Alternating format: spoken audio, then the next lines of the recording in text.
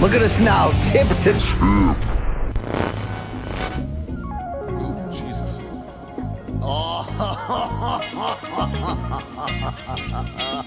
Start the morning combat. Do you want a margarita? Yes!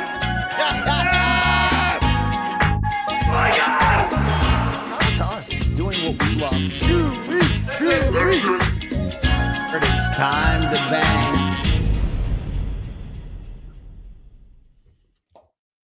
Oh yeah, right? Are we live? Is this thing live? What the hell are we? What are we doing here? Well, hey, I'm being trapped in a basement here. No, hey, it's Morning Combat, live and direct, Friday, October 18th, 2024. And I didn't have enough time to really make this shot look good, but I'm Brian Campbell, and I just put the lotion in the basket. That's Luke Thomas from Washington, D.C., and this sometimes is the best damn combat sports show, really, that they ever created. Luke, what would you say I look like right now besides very pale? I mean, this is true both literally and metaphorically. Your white balance is off, and so you look quite blue. And you also are streaming on a Motorola from 2009. So that's there we fun. go. There we go. A flip phone Motorola. Indeed, right there. As long as you can hear and see me, I am live and direct from Orlando, Florida, where Saturday night, of course, PBC's back on Prime Video. Tim Tzyu, we'll get into that. But LT, we do this every Friday now. They even pay us for it. It does feel good to be back, despite my technical difficulties. I just dropped something massive in that room over there. Luckily, they can't smell through the microphone here. All right. Yeah, I also took a dump the size of Texas just before the show, and I feel great. Texas Forever Street. Indeed. All right, here. Let me maybe I'll sit on a pillow or something. Luke, how's it going over there in DC today? It goes okay. It's fall. I like your Hey, let's set this up for the day. So we have to get to Big Francis. We have to get to there's a UFC card this weekend. By the way, main event for the UFC card. Very, very good. Very good. As well as DJ Demetrious Johnson, Mighty Mouse, will be here apparently, allegedly, we'll see, at noon ET. So about an hour or so, a little bit less. All right, I'm now sitting on a pillow. I'm more up to your height. Long Island Luke on the ones and twos. Do we have you there, sir, after spending all those arduous minutes setting up my my setup? You got me, man. It was a rough setup. We barely got it. We went a few minutes late, but it's all right. We're here. I like that Floby haircut you got. Just vacuum cleanered that shit the whole way through. Barbers love it. I walk in, they go, "What do you want?" I go, "Just 5. Just fucking shave it all up." He goes, "You're easy." I go, "Yep." There you go. It's the way he was raised. Indeed. Thank you. I'm getting a $55 haircut after this, which for DC is a steal. Wow. Does that Mine was 25. Yeah, it looks like it. It looks like it. Does that come with all right, forget it. I was going to say, does that come with DC service workers giving you a piece of their mind too? It always does. But as Luke said, we do have a fantastic show for today for as long as my setup lasts. But I do plan on mastering this new Rode setup and looking and feeling better than this. But we're back. It is a big combat weekend. Luke already nailed a lot of the big hits. We'll get to Mighty Mouse and on the end of his MMA career at noon Eastern time. Luke, they can purchase our merch, which I'm currently not wearing, but you can go to morningcombat.store, get that fantastic shirt that Luke has on. Maybe, an average Joe Art crossover collection. The world is yours. Get 10% off using our code LIVE10 right now on morningcombat.store. And maybe we can see if RJ's still living. I don't know, Luke. There's a lot of things about this show that I don't know, but I'm here. It's a Penn State style whiteout, very, just no Sandusky. So that's where we're at right now. Definitely no Sandusky, although, God, your room looks weird. It looks, I don't know how to describe. I mean, it's such a Florida hotel. Except I don't know if there's any people asking for crack rocks in front of your door. That's the only difference. Where I come from, Luke, either you're slinging crack rock or you got a wicked jump shot, and I had neither. So that's why I'm whited out here in this hotel room. But shout out to the Caribe Royale for their hospitality. I don't think we've got anything else to sell, do we? Just you can see there our socials. Oh, and they got our YouTube socials on there. Look at that. Hey, could your YouTube handle be any longer? Why don't you add 5 or 6 more words to it? Well, I'm trying to see if I could change it to the Uncrowned Ariel Hawani Show and just continue to grab other people's items. But There we go. Let me blow my nose. You can check us out there if you want. Are you okay? You look a little out of sorts there. You doing all right? Did you get a I good am. night's sleep? I waited too long to set this up after writing a bunch of stories this morning. But we live, we learn, like Alanis taught us. You know what I'm saying? I mean, would you go down on Uncle Joey in a movie theater? Maybe you would too. She wrote a song about blowing "Cut It Out" from fucking Family Matters. Like, unbelievable. And it was a hit. Joey Gladstone. It was a huge hit. It defined our high school era in so many ways, that jagged little pill, right? I didn't follow her after that when she was all like, thank you, India. Thank you, Providence. And she was like nude in that video. I was out at that point. My first girlfriend loved Alanis Morissette. I remember that quite vividly, yes.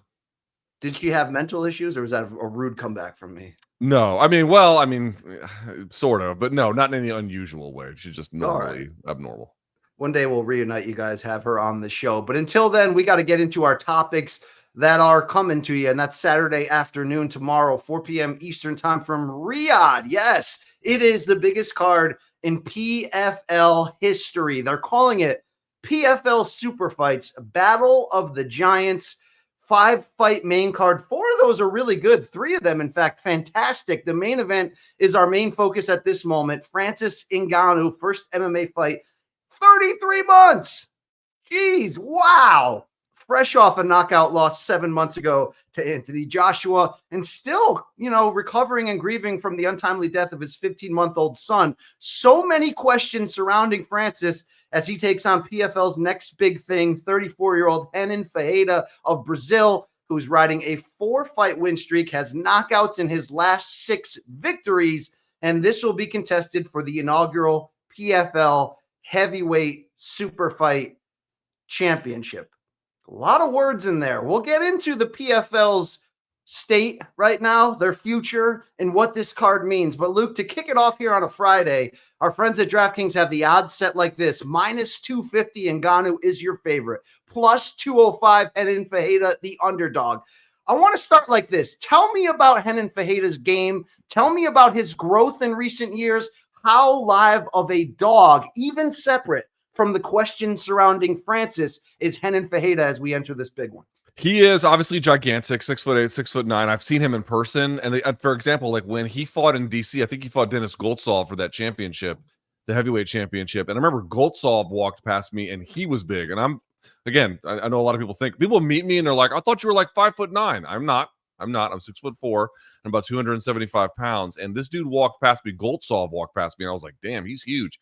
And then I saw Ferreira and I was like, yo, he looks like an NBA player. He's gigantic. So obviously he's going to have size. But what really makes him noteworthy, BC, I think is a couple of things. Let's talk about the good side. He's got pretty fast feet. He's got very fast hands. He has absolute total belief in them. So sometimes he will throw them in situations that is inadvisable. We'll get to that in a minute. But a lot of times he'll catch people coming in on him because he does have the speed to greet them. When I say fast feet, I don't necessarily mean the cleanest footwork, but he does have a physical ability to remove himself or get into places with speed.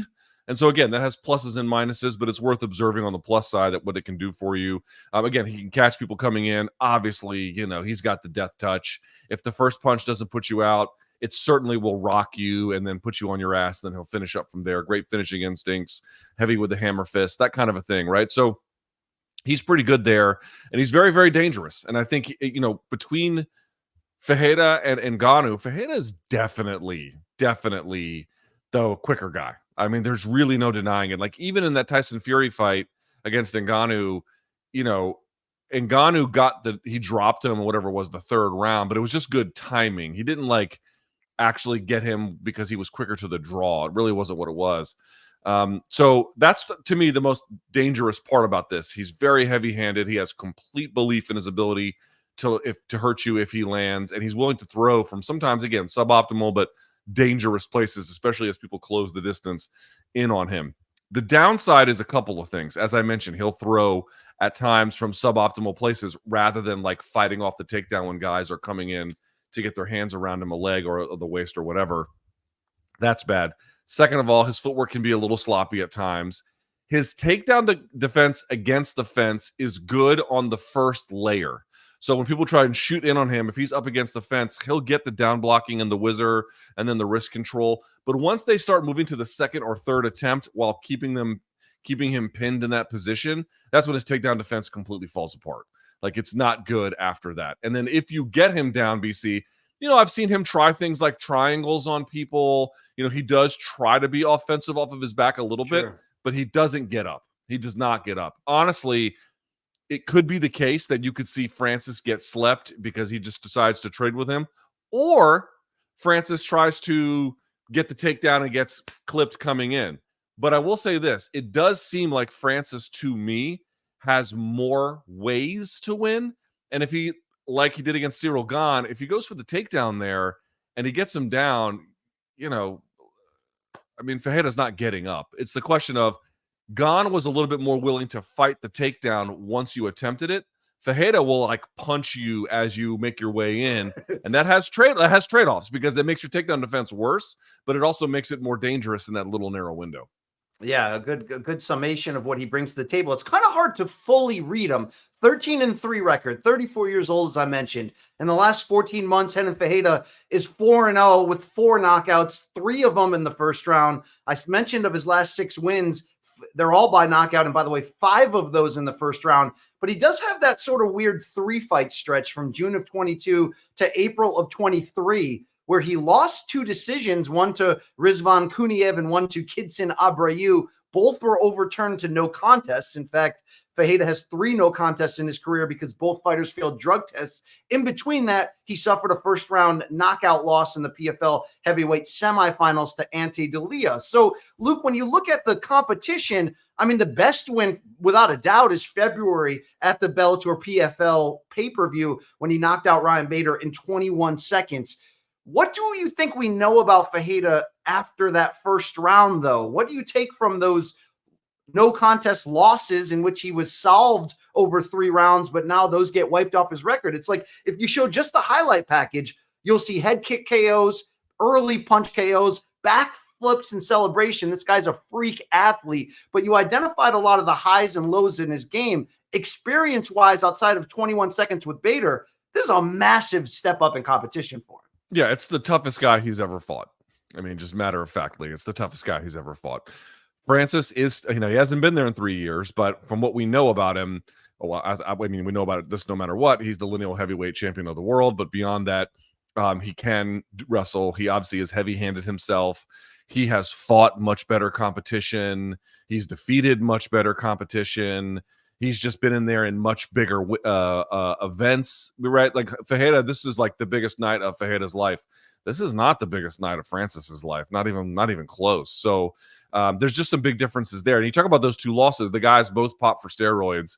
So their losses got overturned, but it's one of those ones where it's like the Ryan Garcia Devin Haney fight, right? Where it's like, did Ryan take performance enhancing drugs? There's obviously some evidence for that, although some of that is debatable. But you have to ask yourself, how much did that really assist him in landing the left hook? And obviously that is a function of debate.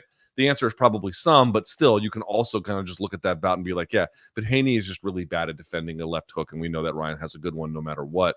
It's kind of like that. It's like, could you say that like the guys who beat him with their wrestling, that that they received a significant benefit from performance-enhancing drug use? You probably could make that, but you just also watch Ferreira defend the takedown, and you can just tell he's not that great at it. You can just tell it's not natural for him. And again, one more time, the first takedown, his sprawl's pretty good. This the first takedown up against the wall, he'll down block the way that he needs to. But once people then transition to something else, he doesn't really know what to do, and he gets picked up off of front Uchimatas or body lock takedowns. Goltsov, I think, who lost but obviously won. Goltsov in the first round took him down off a body lock takedown off of the fence, punched his way inside, got in, turned him off of it, and I think ended that round, if I'm not mistaken. I could be wrong about this, but I'm pretty sure ended it in mount. You know what I mean? Like it's not to say that those guys, as I mentioned, didn't get something from it, but it's not hard to look at the film and be like, that's not his strong suit. That's not, he's not great there. And I do think Francis is going to try and take this guy to the ground. It's just too much of a glaring weakness.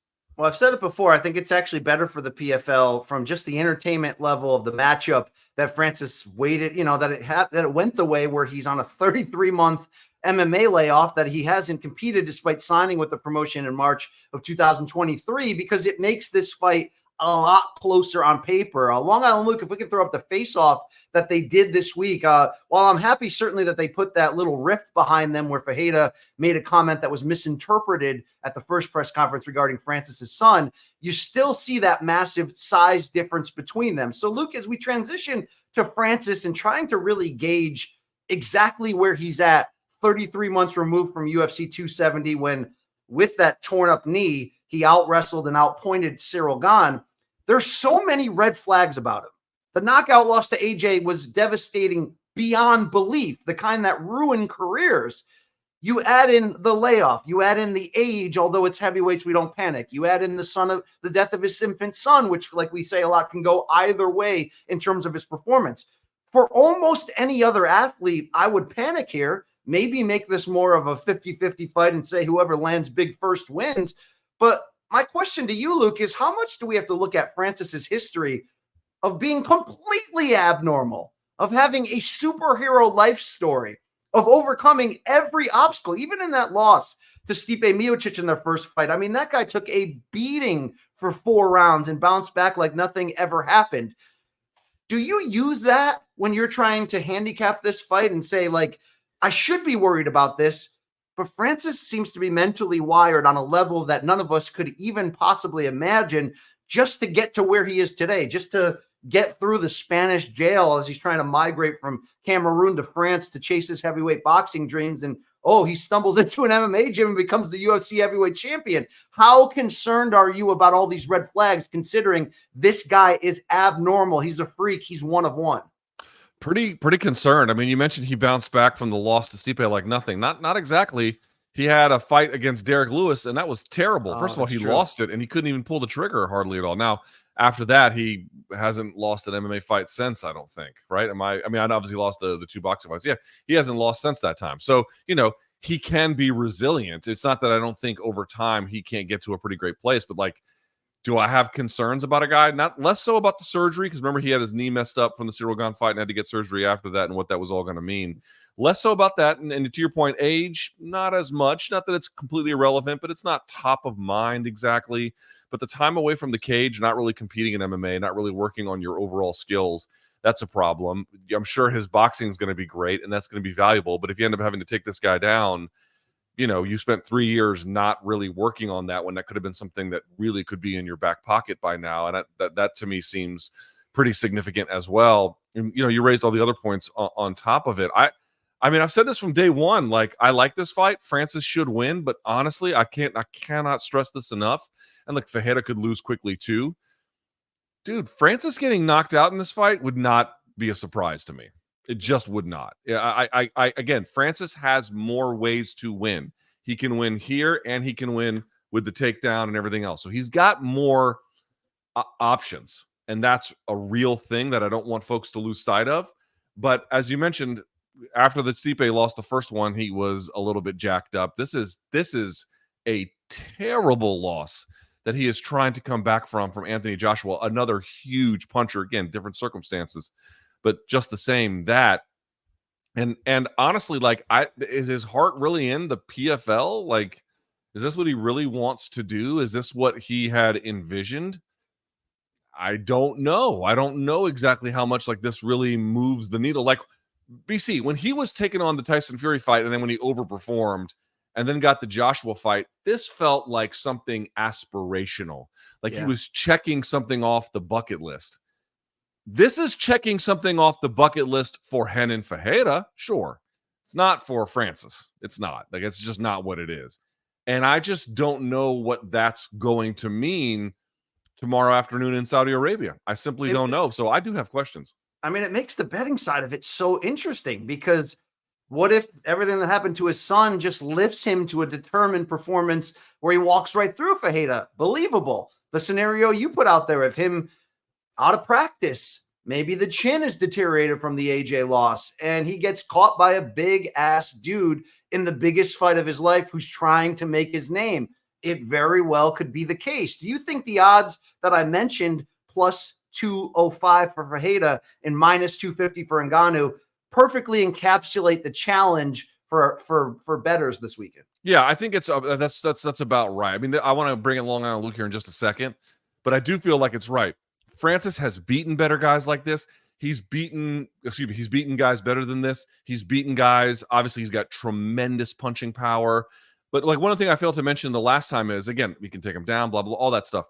Like in the Jairzinho Rosenstrike fight, now that was a while ago. I think that was like May of 2020. It was like right in the middle of the pandemic. They were fighting on that Jacksonville card, and there was nobody there. This is the card that Tony Ferguson's career got irreparably changed in. Yes. You remember Francis just donked out and just threw wild ass punches, and then one of them connected and he closed the show.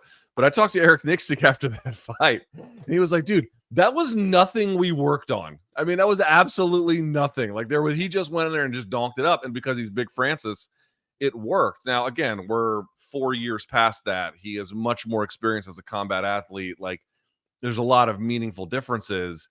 But this is what I mean. It's like there are ways in which this could go sideways for him, especially against a quicker, very dominant puncher in Ferreira. Ferreira's limited. He's very limited, but he is dangerous. And against a guy with all these questions, I get these odds. Well, Luke, what would you say is the appropriate betting perspective here?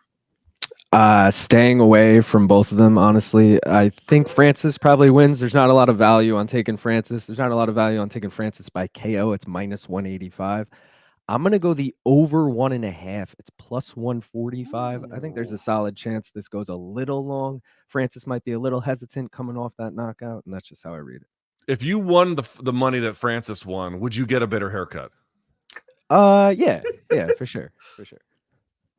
So, Ferreira has only gone the distance and won one time. That was against Carl Sumina Tufa of wow, I just have a seizure live on the air in June of 21. That's so Ferreira's experience going deep. Manatafa, right? He's a former Bellator donk. I think Matt, what's his name, fought him. I forget. Yeah, I'll just pronounce him guacamole like you did that time to that Hawaiian fighter. And then the internet. I don't think what Hawaiian fighter did I call guacamole? I saw it on MK Reddit and I laughed my face off and then moved on with my life. You know what I mean? There we go.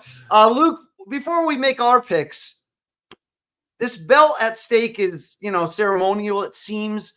Do you think there's anything else at stake beyond hashtag lineal head saying Francis is still the lineal heavyweight champion? So this in some cases matters more than any of the promotional titles, which I don't agree with. I think the lineal argument works better in boxing due to the crazy proliferation of, meaningless belts. Do you see any meaning here beyond just, if Francis wins, it's a great shot in the arm for PFL to be able to keep going on this idea that we have the best heavyweight. So, hey, UFC and John Jones, when you're ready, let's do this. What else do you think is at stake?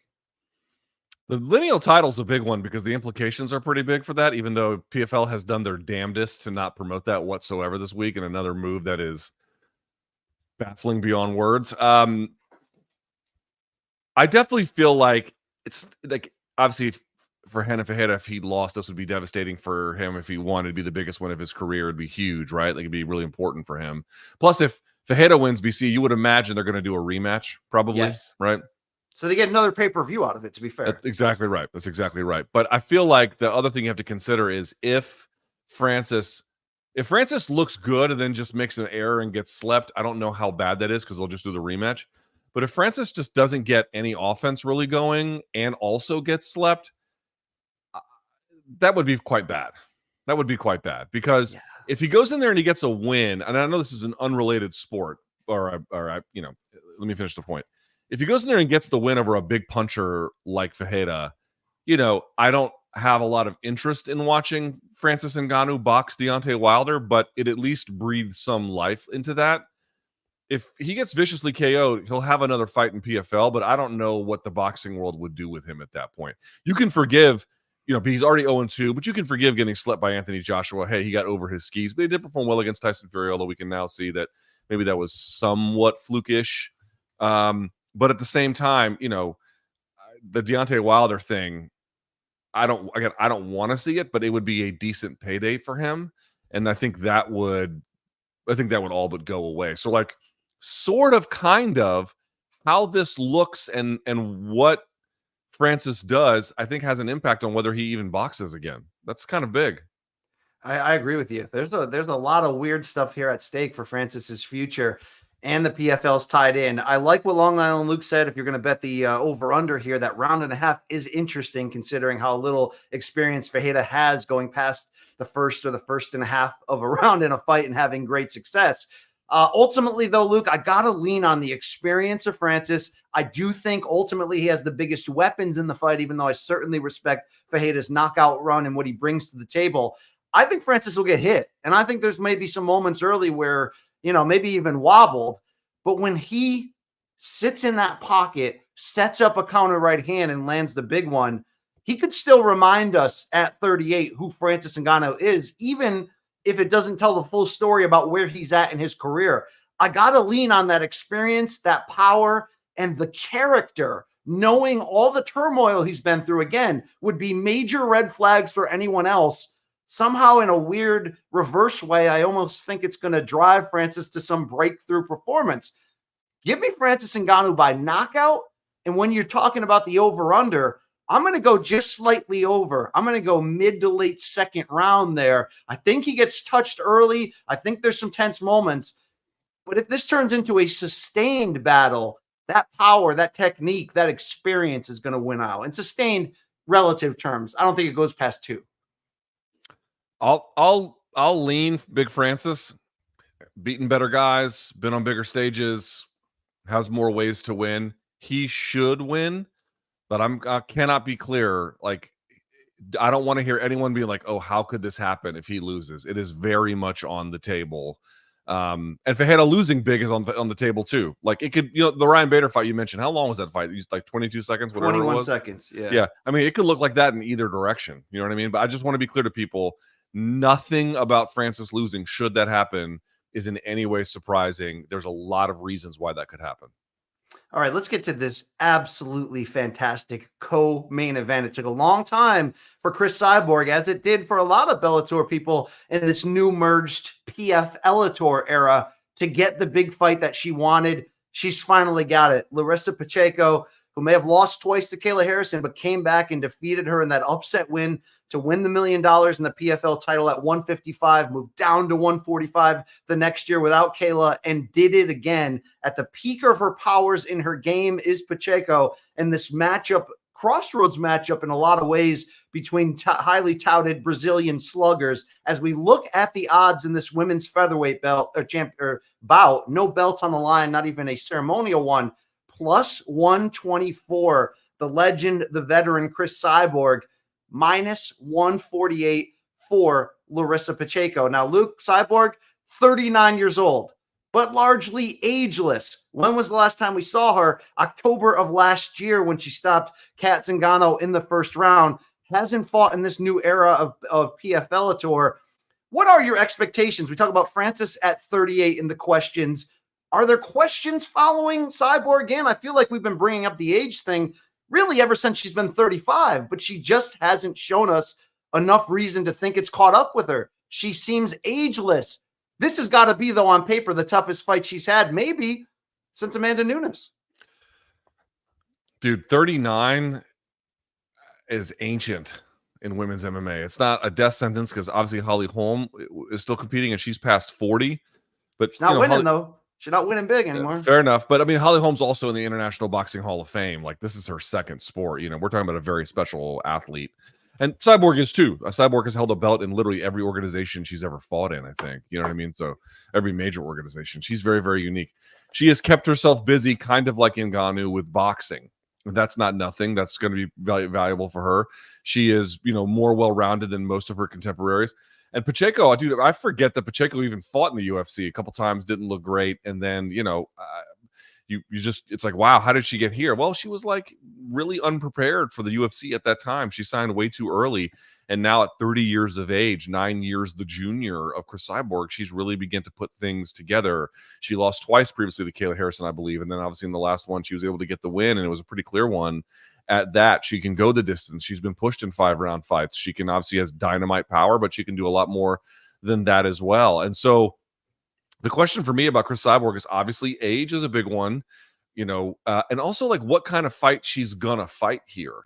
Is she gonna try and outpoint Pacheco, especially if Pacheco can take her punches and deliver more volume back? Is she going to bite down on the mouthpiece Amanda Nunes style, which was a little bit uncharacteristic, but it was something that she did and has done in other fights a little bit along the way.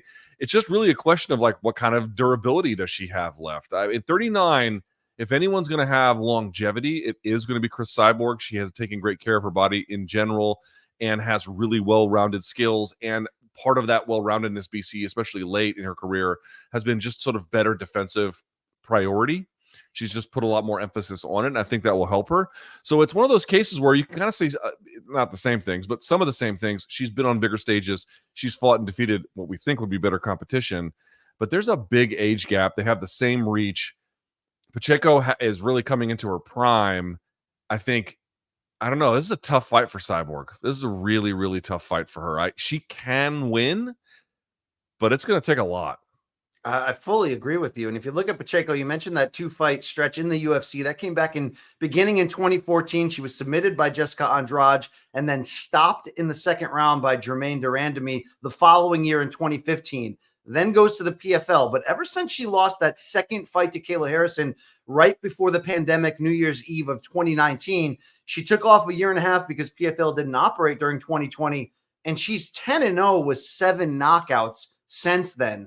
So in a lot of ways, Pacheco is the new Cyborg in so many ways, seems to be getting better with each fight. The more experience she adds, is tough as nails, can knock you out with both hands at seemingly any point. Luke, the last time we saw Cyborg in like I said, a really tough fight, a really, really big fight was that Amanda Nunes one. And I was shocked being cage-side for that amazing fight for as long as it lasted and that amazing pop from the crowd because it was such a breakthrough moment for Nunes. How easily, in some ways, Nunes just lured Cyborg into forgetting about technique and strategy and just going for broke. If you're Pacheco, is that an option in here? Or do you try to take the veteran and stretch her out potentially over 5 rounds if this is a 5-round fight, despite not being a title on the line, to really try to expose the age there? I'm interested to see how Pacheco operates. I don't know if like forcing a stand your ground firefight is the best idea, but I definitely think putting pressure on her is the best idea. I mean, if anyone's going to want to try and touch and go, it's going to be Cyborg at this stage. That's not the way she used to fight, but it's the way she's kind of fought a little bit more recently. Even in some of those KOs she's gotten, they've been a little bit more like setting it up. I mean, the Kat Zingano one, is a little bit different, but Kat Zingano, I think, was also pretty much done in her career by the time that they fought. But some of these other ones, she kind of had to set up at least a little bit along the way. And so for me, if I'm Pacheco and you have the youth and you feel like, again, you want to kind of see if you can take her punches, see what the power feels like. But assuming you feel like you can roll with it, I think you absolutely have to put pressure on her, force her to make a mistake. You don't want to fight. You definitely don't want to fight on her terms. And her terms, I think, are going to be a little bit more strategic, set things up, find the right spot, mix it up as best you can. Don't be there too long, and you're going to want her to do the opposite. That is exactly what you're going to want her to do. Because are you going to really take Cyborg down? Maybe, but Cyborg's got pretty good wrestling. She's going to get up. It's really not Pacheco's bread and butter anyway. It's going to be one of these. And so I again, standing there and like biting down on the mouthpiece and just going. Cyborg's got big power still too, but getting her to exchange with you to open up, yeah, absolutely. That's going to be what Pacheco wants to do. No question in my mind.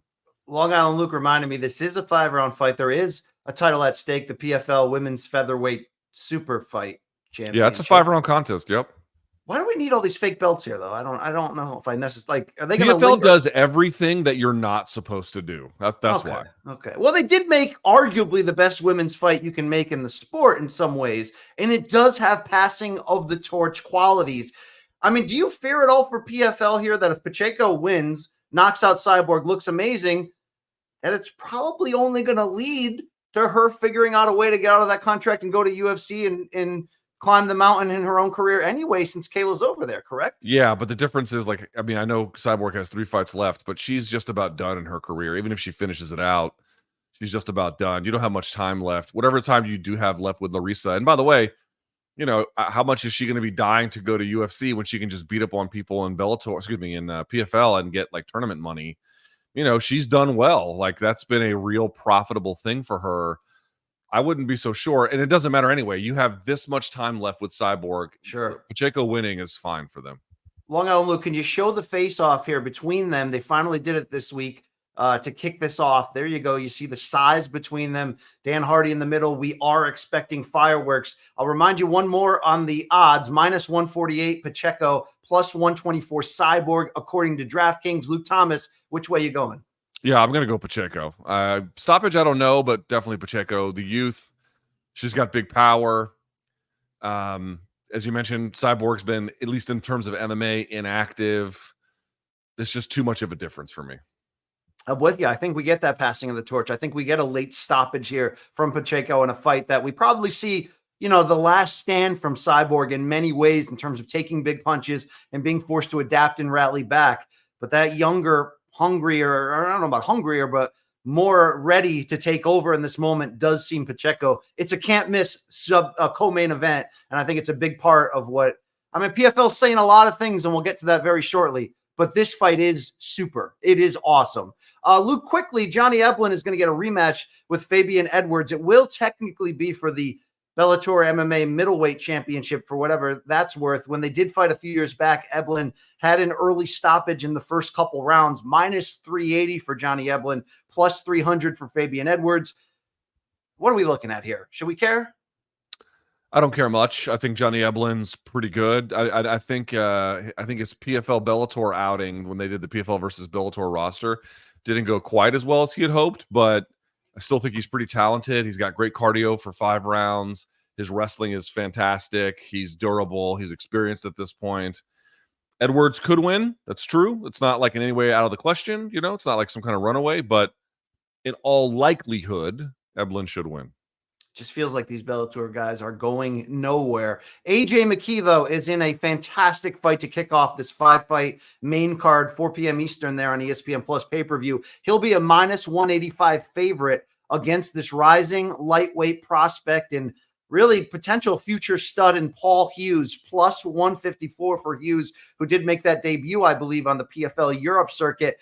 Luke, we know a certain amount about Hughes. We know a lot about McKee. Is Paul Hughes ready for this level? Because those odds will tell you he is. I think it's a bit of an uphill climb against AJ McKee because AJ McKee has been doing this for longer. He has fought better guys. There's no question about that. You know, he fought Pitbull twice, you know. And so you have to respect that, like, there's an experience gap and on certain ways a bit of a skills gap, but really it's a style contrast. Paul Hughes is very well-rounded, but very methodical, right? You know, in particular, like, will hunt the back and has good ground and pound, can sub you out from there if need be. But AJ McKee is just kind of wild and, like, just lets the fight flow and goes wherever. And it's really a question of, like, which one of those is going to dominate, the free-flowing McKee or the methodical, you know, I won't say super precise, but kind of intentional game of Paul Hughes. So Paul Hughes to me is one of the very best prospects in all of MMA, irrespective of weight class. This might be a bit much for him. I can understand folks saying that, but I actually think it's one of the best fights all weekend, to be perfectly honest with you. I think that Paul Hughes certainly can win this. And I think it's a great test either way for either McKee or Hughes. I love this fight. Paul Hughes 12-1 as a professional. I mentioned that first performance. It did actually come under the Bellator Champion Series banner in June of this year when he stopped Bobby King at the end of round 2. This is a massive step up in competition. AJ McKee 4-0 since losing that very close decision to Pitbull in their rematch for the Bellator featherweight title. I got to go with McKee here until I see exactly what Paul Hughes is going to bring, but I echo everything you're saying. This is an absolutely fantastic fight.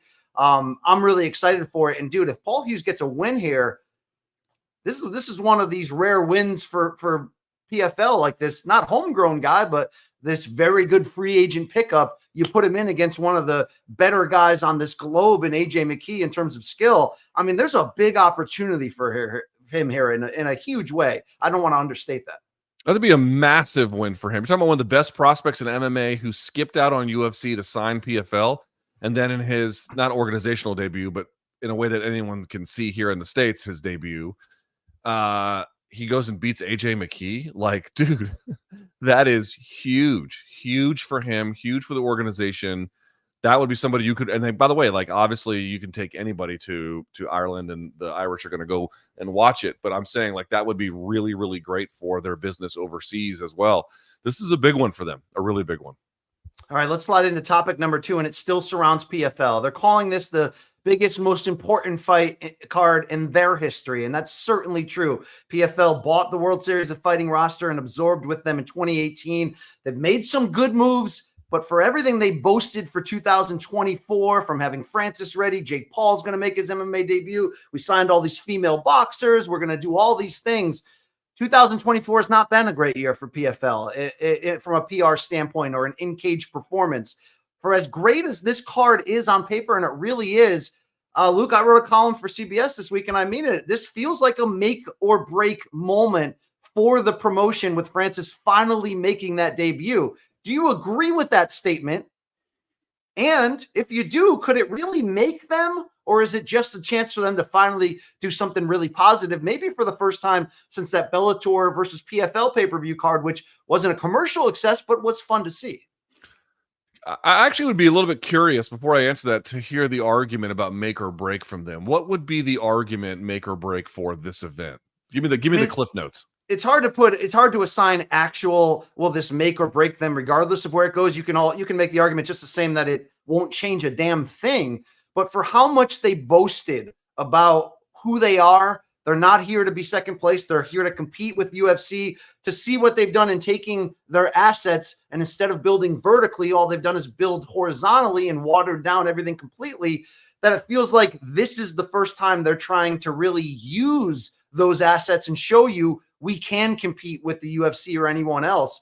I mean, I don't know if it's make or break really on the idea whether Francis does well or gets knocked out, how much that changes anything. But I feel like if they're ever going to have a chance to live up to the things they said in December and January, and the things that Peter Murray and Don Davis have said this week that we'll get to in a second, that's only going to work if this pay-per-view, I want to say, is a success, but we really all have like limited expectations of what it will do commercially. But if it can grab a hold of the combat sports fan this weekend and then have some storyline coming off of there of what you want to see next, maybe this main event is a great fight and we're going to book an immediate rematch because Ferreira stops Ngannou, and something like that. Because Luke, when you're doing that season format, you're not going to go that far. When you're spreading your roster around and putting some of your critically best guys and this Bellator Championship Series in Europe, and no one's watching, no one even knows when it's on, you're not going to do anything. They're finally taking their assets and putting it forward and saying, this is who we can be on any given night if we get it right.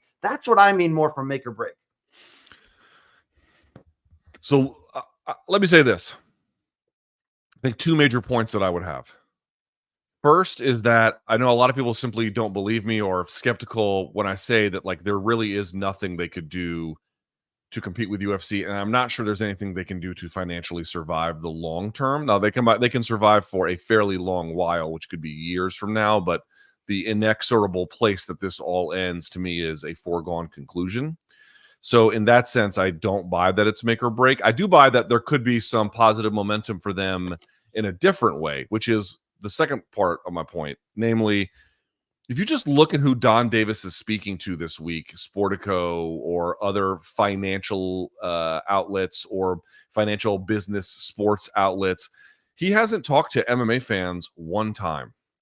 Peter Murray isn't talking to MMA fans. I mean, I know he talked briefly to MMA Bond of Mike Junkie and a couple other places, but like in general, they don't talk to MMA fans, and like that's not an accident. Like they don't have a fan base. Like they're not even concerned about that.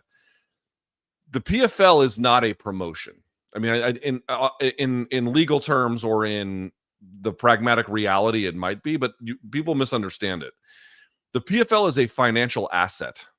That is what it is. And what you see people who are in charge of the PFL doing, Don Davis, Peter Murray, and some other folks, they only speak to these other financial publications because what they're trying to do is secure the best possible funding for their next television deal. And then, of course, every promotion does that. But like for them, it's critically important because their entire play is that through rhetorical sleight of hand and by building this behemoth that, like to your point, is horizontally but not like vertically interesting, that what they're trying to do is they're just a content play for networks that need to fill hours worth of content.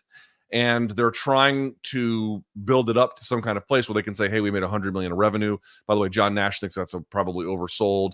They think that they're worth $1 billion. I don't know how can you be worth $1 billion if you have no fan base and you've never profited a single time in your life? They can't sell tickets in small theaters, to your point. It's dude, even in DC, when they redid the anthem, I think they fitted it. That's a 5,000 seat venue.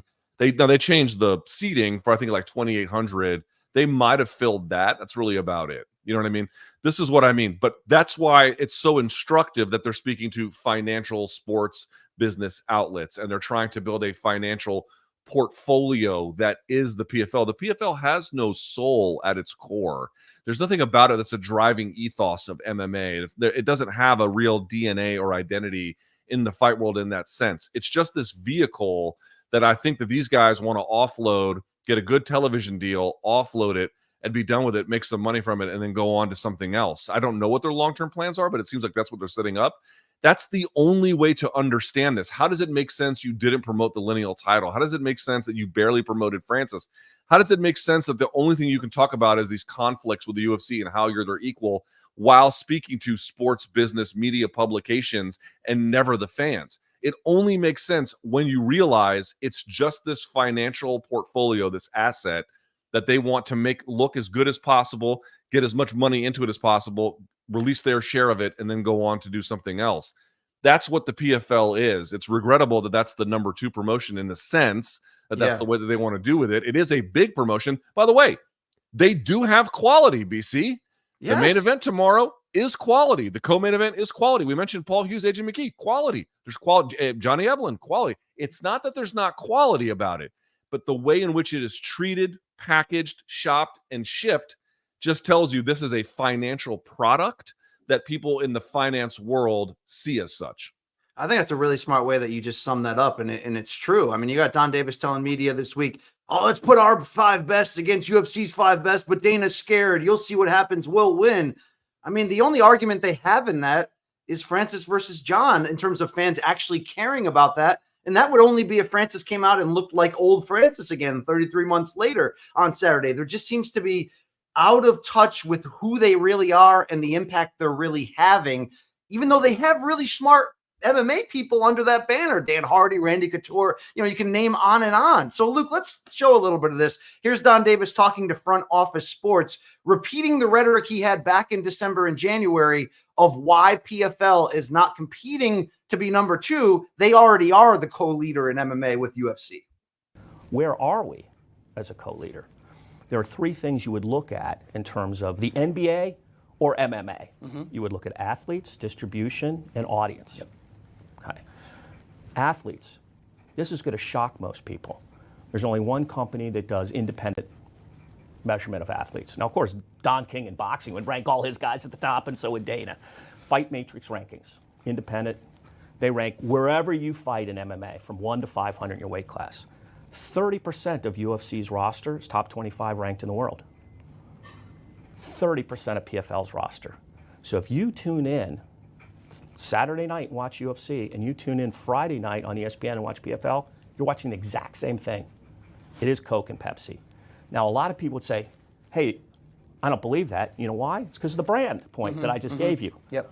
Big head start on the brand, particularly in the United States. But athlete quality is the exact same today. What? That's never happened in sports.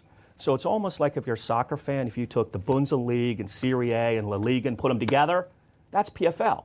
But they're still the Premier League. Okay. Now let's go to distribution. We're on ESPN, they're on ESPN. We're primetime, they're primetime. They're in 170 countries with 20 media partners. We're in 170 countries with 20 media partners. Exact same. What? Now let's go to audience. We're 50% of their viewership, linear and streaming, both US and worldwide. That's across DAZN, ESPN, Plus. Right. Wow. Hold on. You just said they have $200 million in marketing, and every time I tune in ESPN, I see UFC everywhere, and I don't see PFL anywhere yet. And you're already 50% already? Good for you. Good for you. And we're growing 23% a year. They're growing 8% a year. So we're on the rise. So yes, is our brand a co-leader? No. They're still Kleenex. I give them that. But when it comes to the things that matter, call it the old Wendy's commercial, sizzle and beef, you know, I'm separating the beef of athletes, distribution. In terms of audience, we've accomplished something that's never been done. You really have two sports leagues that are pretty equal. This is not the NFL and the XFL. This is more like soccer. Bro, They have no fucking idea what they are talking about. Dude, he's saying we're Coke and things. He's saying we're Coke and Pepsi and that we have the same amount of top-rated fighters. You're literally putting your best fighters in terms of quality in Europe on these Bellator cards that are meaningless in rematches against other Bellator guys that are playing on the Max app, which you can't even replay until someone showed me how to do that, but you got to go deep in the app and figure it out. Are you kidding me? Like, dude, I like how he's like, you're watching the same thing. Put the camera on me, Long Island Luke. You're not watching the same thing. You're not watching the same thing. You're not. You know what the best argument would be from him? UFC's matchmaking is so watered down. All these fight night main events suck. We're actually putting on the same level cards as them. And then that would be him shitting on his own product. That's the only way you're Coke and Pepsi right now. Also, Coke and Pepsi aren't equal. Coke is much bigger than Pepsi. Like, those aren't... McGregor loves Coke. That's what I mean. Like, they're not. So it's like you know, it's like $100 versus a nickel. It's the same thing. No, it's not that. Those are very different. Those are very different values. Also, like a couple of things I would say. Even if you wanted to grant that they have the same amount of ranked fighters inside the top 25, PFL's got most of those 15 and down. UFC's got most of those or I should say 16 and down. UFC's got most of those 15 and up, and especially in the top 10, and especially inside the top 5. That's the first thing I was going to say. Second of all, the UFC can put up a card virtually anywhere, and sell it out. PFL couldn't do that anywhere inside North America at all. More to the point, you have 50% of their streaming. I call bullshit. I don't think that that's true at all. Let me just explain to you how this works, folks. I would love to cover the PFL more. I genuinely would. If I put up any content on my channel, this channel, even for this episode, PFL content is a guaranteed loser for you. It will not return any audience. It doesn't have one. This is why it's so weird for them to talk about, look at how big we are and how well we're doing and everybody likes us. It's like, who? You don't have a fan base. You don't have a fan base in Texas. You don't have a fan base in Canada. You don't have a fan base in New York. You don't have a fan base anywhere. It doesn't exist. Who is watching your stuff? Because I can tell you, when we put up PFL content, it dies instantly. There's nothing to it. And again, look who he's talking to, BC. Front Office Sports. That's who he's talking to, which again is fine because I think January 2026, they're trying to get that big television deal. Fine, I get it. But this is what I mean when I say that is who their audience is. Their audience is potential investors / television networks who they're trying to shop this financial content plan to. It has nothing to do with the average person on the street being converted into a PFL fan. That seems like utterly divorced from what they care about. I'm with you. And I hate it because I loved a lot of the moves that they made ahead of this year. I wanted to see them drop the season format, put it all together, like you said at the beginning, and just put your best foot forward. If they don't do that in 25, it's over. It may already be over. We got Demetrious Johnson in a second, but let's play one more video. This is Peter Murray. And Luke, you had a nice Freudian slip before when you said Mike Junkie from MMA Bond. Here's that interview. Yeah. Biggest event in company history on Saturday, would you say? Yes or no? Biggest event when? In company history. Oh, absolutely. Battle of the Giants, Saturday, October 19th at Mayadeen right here in Riyadh. And, shout out to our worldwide partner in DAZN, presenting the very best of MMA, our Ministry of Sport partnership, and obviously right here with Abdullah, the Saudi MMA Federation. All of those partnerships made this possible. And so, this is the biggest event of absolutely the PFL company history and the biggest event of the year. And, I'm looking forward to stacking this up against, when you look at the cards from UFC 300, the Sphere, but like as it relates to the card, this fight, this event on October 19th, biggest of the year, second to none. It's the biggest MMA event of the year.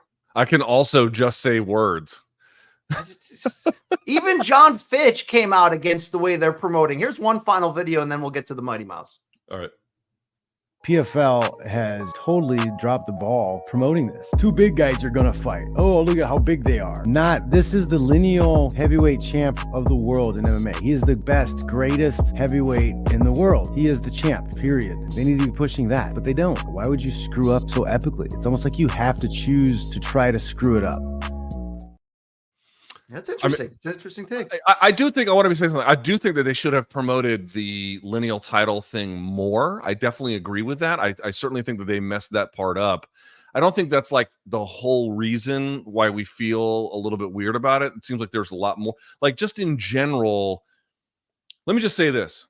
This past week, I spoke to several other MMA media members, and to understand something very clearly, like media isn't as important as it used to be for promotion when you have your own distribution channels and you have your own social media outlets and things like that. And that is true. We all have to recognize that. But at the same time, I cannot tell you like how many people I've spoken to have tried to like get interviews from them, and PFL doesn't facilitate at all. And like, they don't even bother to care. And it's like, guys, I got to tell you, you could use all the free media there is. Like the resistance to that, when, by the way, these same people are like, the UFC never does that. One championship never does that. They, who do you want? Okay, boom, da-da-da-da-da. And they set it up. And it's like, again, they're not talking to the fan on the street. They're talking to the next investor or television executive to see if they can get this financial product brought into, you know, more hospitable terms. Indeed. I'm with you on that. I had a little McDonald's Wi-Fi moment, but I'm back. Hey, Luke, we have a fantastic guest with us today. I mean, you could call him the greatest flyweight fighter in the history of the sport. You can put him in that upper room of the 5 greatest fighters who have ever competed, and I do that regularly. And he's recently retired from active MMA competition after a great run there with 1 championship. I can't wait to chat with him. Let's bring in the Mighty Mouse himself, Demetrious Johnson, live and direct on Morning Kombat. Wow. DJ in the house, brother. What's going on, boys? What's going on, boys? Luke, it's been a long time. Brian, how are you doing, brother? Good. Nice to see you, DJ. How are you? I'm good. I'm good. I'm in Canada right now, training with Bibiano and Lucas, just working on my game. You know, even though I'm retired from fighting, I still want to keep on learning martial arts. How do you physically feel? Great. I feel phenomenal. I think, you know, the biggest thing is just trying to do my best to refuel my body after I'm done training. We trained for about like 2.5 hours last night, babe. Yeah, 2.5 hours last night, just in the gi, just working on different body positioning and grips and different types of like lassos and all that stuff. But body feels great. I mean, no injuries. I feel good. Let me ask you a question. If Craig Jones set up a Craig Jones Invitational for a weight class that was comfortable for you, would you compete in that? You know what's funny? Me and my wife were talking. My wife's sitting right there. You know what's funny? Once I think once Mikey said he was doing, I was like, man, I had the FOMO. I had the fear of missing out. I was like, man, I should try to do it. But I know that my no-gi game needs a lot more work. And if I was to do, you know, the Craig Jones Invitational, you know, there's a potential of me getting my knees, you know, my knee torn, right? And do I think it's worth it at 38 years old? Absolutely not. But like if the rules were, you know, I could just say put in a way where my knees would be not torn, like no heel hooks, no, you know, toe holds, knee bars, those are fine. But the heel hook game, you know, one wrong move and it's just gone. So, you know, you saw Cade, Ty Bertolo, he tore his knee. I think he's fine now, but those are like career-ending injuries. Granted, my career is over, but I don't want to have to get surgery for a fucking jiu-jitsu tournament. That's just my opinion. $1 million jiu-jitsu tournament is slightly different, but I certainly grant your point. Last thing on this though, your fingers with the gi, do they not get completely torn up? No, mine are. Granted, I've only been doing it for not as long as like, you know, Bibiano or Lucas or even the Rotolo brothers or even Mikey's. Mikey's hands are not tore up. There's a lot of guys who let go of the gi like before they you know break it. They let go because they know they're gonna break it and they just re-grab. So for mine are fine and yeah, they feel great. Wife hasn't said I got ugly ass hands yet. All right, BC, one more. Have you not seen that Paulo Meow picture where he holds his hand? His is fucked. His are fucked. Okay. It's not just his hands, but his hands and his feet. It's like his knees too. All his shit is disconnected. Yeah. Yeah, and I think that comes from like, I mean, he is one of the best to ever do it, grinding and just gi. And I also don't know if he's ever done any like strength training, where it's like, for me, my whole entire athletic career, I've done football, basketball, track, wrestling, mixed martial arts, now Brazilian Jiu-Jitsu. And throughout the whole entire time, I've always done some type of strength training where I spend a day like, I'm going to lift chest, back, and buys and tries in my core just to stay physically strong.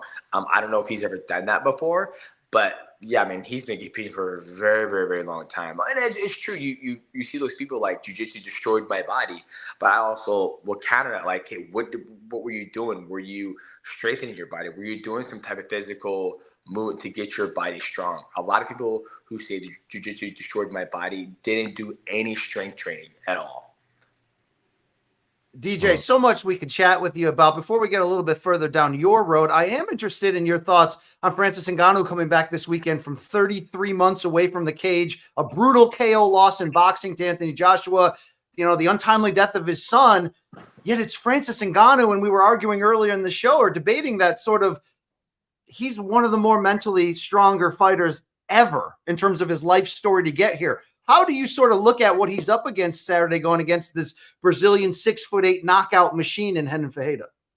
I think it's good for him to come back to mixed martial arts. I think that's where he made his name, and that's where he's the best. You know, obviously he had, you know, that one big fight in boxing. It came up short, but he was also fighting one of the best in the world, Anthony Joshua, right? Like, you look at Jake Paul. Jake Paul is fighting all these, you know, former boxers to where Francis Ngannou went right after the biggest fish in the sea. So I'm excited to see Francis back to what he, you know, is known for. And I think his opponent is a very, very good athlete, 6'8", athletic. It'll be interesting to see how he deals with the, you know, going back to mixed martial arts rules, dealing with the kicks, dealing with the knees, dealing with the grappling. But he's a professional athlete. I think he'll be able to, you know, make that adjustment. You know, Francis still has the power. It's not like he lost that. And it should be an exciting fight. What I love about when you stepped away from the sport officially at one championship 168 in Denver there is you did it on your terms, which we always celebrate when fighters can know that it's time and make that decision. How do you sort of frame in your head now that you're after it and look back at what the impact of that stretch of your career had with one championship after the trade from UFC with Ben Askren and all of that? I mean, it seems like what they were trying to do with this U.S. invasion, you became the face of it. You had great success in the cage. How do you frame the importance to your career of what that era meant? It was an amazing era. You know, I had a great career in the UFC, the longest reigning consecutive champion, the longest reigning flyweight champion. And, you know, there's no one even close to like the amount of consecutive title defenses that I was able to do. And, you know, then being traded to one championship for Ben Askren, that was amazing because it was life-changing. Just the opportunity to go fight for a company that valued the smaller fighters. You know, obviously at that time, you know, the UFC was kind of going back and forth. And then, you know, Henry won, and then Henry went off to do his two things, and he retired. So I was grateful. And I think that's what every athlete's dream is, to be able to go out on their own terms, right? Like, I sat down with my wife, my team, and it was kind of like, yeah, like, I'm kind of good. I don't think there's anything else I need to prove. And one of the things, Luke Thomas doesn't know this, I remember he, you know, I love your guys' show because you guys keep it real, especially Luke Thomas. I've always been a big fan of him. I remember when they had the Is something negative about the comment? What did I do? What did I do? No. There's never nothing negative, right? I think everybody's opinions, they're entitled to it. And I think you've been in this sport for a very long time. You covered it. I never forget when you guys used to do the MMA roundtable. It was you, Eric Hawani, a couple of other gentlemen. You guys would just fucking be raw. Just be absolutely raw. Even before I jumped on here, you're like, you guys play those clips from the presser in Saudi Arabia, and he was like, this is the biggest card. I was like, are you fucking kidding me? UFC 308 beats that card forward and backwards. I'm just being, I mean, Ilya Duport taking on Max Holloway, Hamzat Machayev taking on Robert Whittaker, and then you have, you know, Ankalaev taking on Rakic. Like, are you, like, the winner of that is fighting Alex, you know, if Ankalaev can get past Rakic, he's fighting Alex Pereira. Like, that, just those three fights alone I mean, those 3 fights alone beat, UFC Noches, in my opinion, right? Like, UFC Noches was great, but it was like, I mean, the only thing that got me excited for Noches was Sugar Sean, and then, what was it? Diego Lopez versus Brian Ortega. Obviously, Valentina Shevchenko versus Alexis Grasso was a great fight too, but those 2 fight because you were going to see who was going to be the next potential contender for Ilia Topuria and Max Holloway with Diego Lopez versus Brian Ortega. Diego Lopez won. He's going off, potentially hoping to fight Alex Volkanovski. There's just so much storyline there, right? But let's get back to the thing. So Luke Thomas, you always keep it real. And I remember after I fought Adriano the 3rd time, you made a comment saying, like, I didn't see that killer instinct in Demetrious, like smelling the blood in him. He was very technical and very analytical how he went about winning the fight. And I sat back and I was like, man, maybe I don't have that killer instinct in me anymore. I was like, Damn. Good take, Luke Thomas. Well, let me say this, Demetrious. Let me say this, if I may. Yeah. It is hard to do this job. Not that it's like I'm not putting shingles on a roof. That's not what I mean. Yeah, I know. But what, you know what I mean? Like, there's much tougher jobs. What I do mean to say is you're tasked with trying to analyze something with very limited information, because even if I had a direct relationship with you, there would probably be things you wouldn't tell me so that they wouldn't get into the media, they wouldn't get into the world. You would, was this guy injured? Was he not? Was shit going wrong in his house? Was it not? You'd have no idea. And so it's hard to be like, when you see a senior fighter, especially a senior fighter at your level, like at the high cerebral level, I can only make a guess based off of the information that I'm giving. And so, like, you know what I mean? Like, I don't never know how exactly true it is. I'm just trying to make an assessment as best I possibly can. Of course. I'm in the same boat now. Trust me. Don't worry about it. I'm like, do I think when it was Khalil Rountree versus Alex Pieda, I was like, Khalil Rountree can win. So can Alex Pieda, but I have to make a pick. So I'm going to go Khalil Rountree. And I absolutely love, and this is the thing too with the boat I'm in, is when you pick against a fighter, they get so bitter. They're bitter. And I'm like, guys, I get no benefit whether you win or lose. I truly don't, right? People, the only thing I get is like, oh, you were so right. I was like, I made an educated guess, and that's what happened. And I stand by all my guesses. So, but yeah, I think to sum up back to context of what we're talking about, I was very grateful to go out on my terms, which I think every athlete should do and strive for. And I was blessed that One Championship gave me that platform, and my wife helped me, encouraged me to do the retirement speech in the cage. And yeah, here we are now. I'm living my best life in Canada, getting ready to train today. I got a double, and yeah, just enjoying life, man. What's your favorite win? Favorite win? I mean, there's so many of them, but I mean, what? That's a very LeBron James. Which one of my excellent accolades is my favorite? You know, I think, you know, if I had to pick one on the spot, now I'll probably say the first John Dodson. It's always going to change because when people ask me, but I think the first John Dodson, because it's my first title defense. And I never forget, Matt Hughes would always say, it's always easy to win the belt, but to defend it, I think it was Matt Hughes said that. Always easy to win it, but to defend it, I mean, he's like, you're a true champion.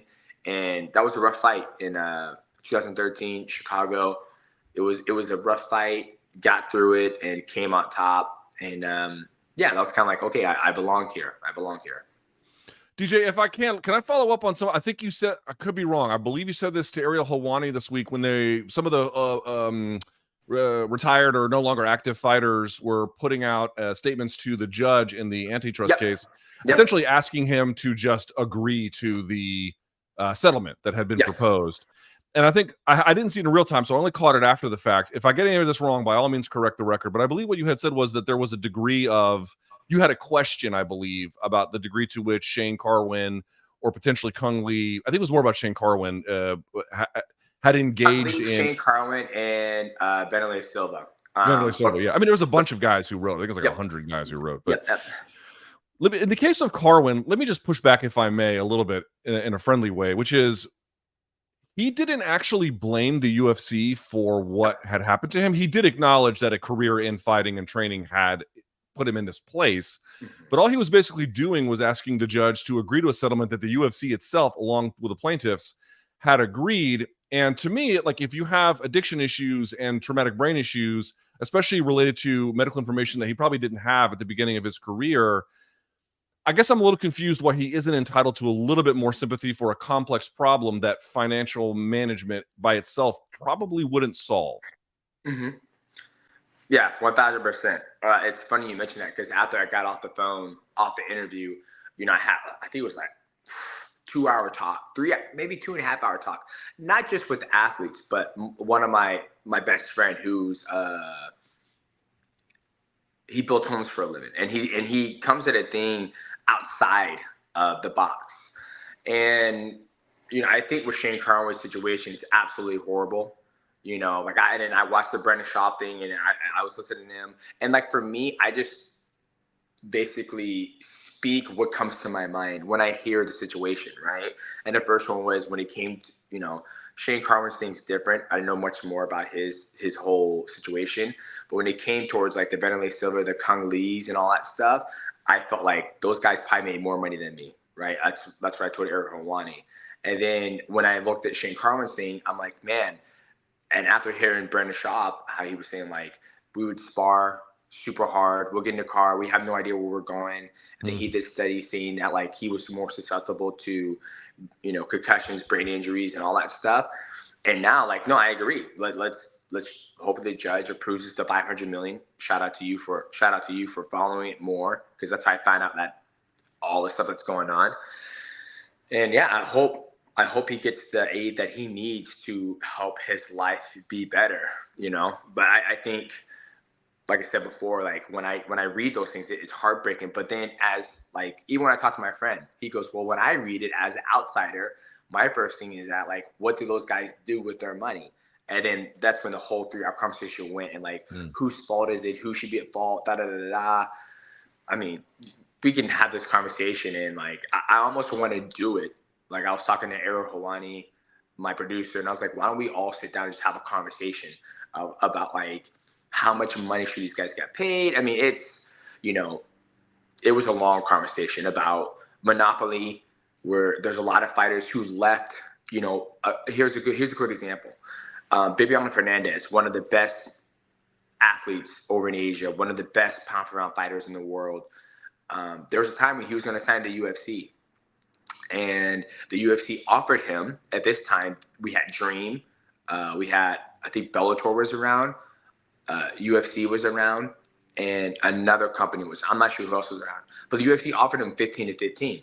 And he said, are you fucking kidding me? He goes, 15 to 15? He goes, I make way more than that over here in Asia. He goes, I don't care about being a UFC champion. I truly don't care. I care about making as much money as possible. So he didn't sign with the UFC. So yeah, it's an interesting thing that I would love to do, like a sit down and just like raw as fuck. Just like, okay, let's talk about it, guys. Like, the table's open, you know, let's do it. So, but yeah, the thing with Shane Carwin, I didn't have as much information, but after listening to Brendan Schaub, yeah, I want him to get the aid. You know, even when I saw the money he made, $40,000 to fight, you know, Brock Lesnar. Brock Lesnar made $400,000. It's fucking crazy. It's a huge discrepancy in pay. Fair enough. But once again, we signed the contract. You know, I mean, I'm not justifying anything. I'm just being honest. Just that. I mean, fuck. I fought Kid Yamamoto. He made 15 and 15, and I made 5,000. You made $5K to fight Kid Yamamoto? I mean, I won, so I made 5 to show, 5 to win. But hey, I signed the fucking contract, right? It's you know. Holy shit. Wow. That's insane. Wow, DJ. Wow. Well, look, if I was asked about your great career, and I could bring up a lot of great things, the title defense streak, the well-rounded aspect of your game, but I would certainly say consistency. You were always consistent in your output. It wasn't like you dropped the title 2 or 3 times and had to go back and win it back in that regard. And I tie this into how you've been as an interview subject. I probably chatted with you 7, 8, 9 times in the last 12 years. And you were never like ready to suffer us as fools. Like if we're setting you up to say something bad about Dana, you'd sniff it out. If we're setting you up to, you know, talk trash about an opponent, you'd sniff it out. But what I respected the most about that was you seem to have an understanding of what this job really is and what everything means in it in relation to your own mental health and how you look at it. that the biggest thing I respect about you most is when you lose the title to Cejudo in the UFC, I'm going, man, he got screwed on the cards.